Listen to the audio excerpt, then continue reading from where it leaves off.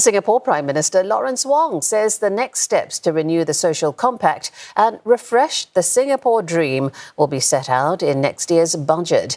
In his New Year's message, Mr. Wong also urged Singaporeans to continue supporting each other in the face of challenges.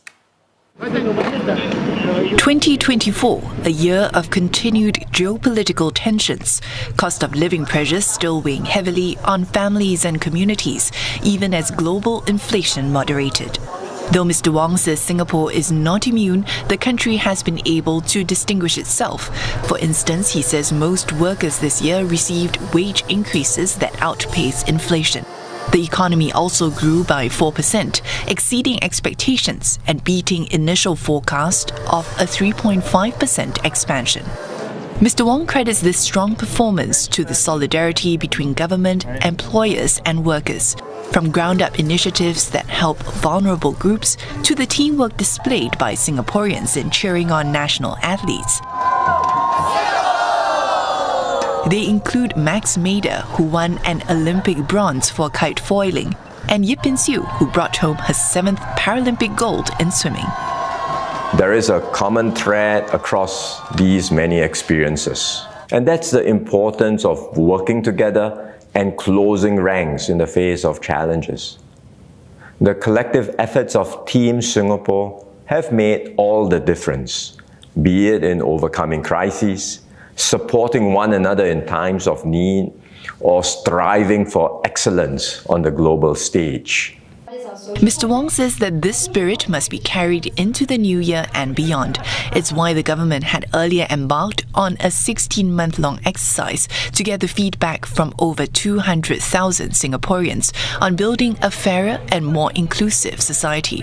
One major step taken under this new social compact was to update housing policies, with flats classified by location and more subsidies that come with tighter restrictions so that public housing remains affordable. This is just the beginning. We will do more. I will set out the next steps of Forward Singapore in Budget 2025. We will sharpen our economic competitiveness to create exciting opportunities and good jobs for Singaporeans. We will continue to cushion the impact of cost of living increases. We will provide more targeted help to those who find it harder to cope, especially older people and lower-income groups. But we will not neglect other segments, including the middle income and middle-aged, who are caring for both elderly parents and young children. Every citizen has a role and place in our society. No one will be left behind, because we are all in this together. As Singapore celebrates its 60th birthday next year, Mr. Wong says it's also time to reflect on shared values and think about shaping the nation's future. Each time I meet and engage with Singaporeans, old and young, I feel reassured and confident about our future. We know deep in our bones that Singapore was built against the odds. Together, we turn what seemed impossible into reality. We sustain this miracle through faith in our fellow citizens and our shared purpose.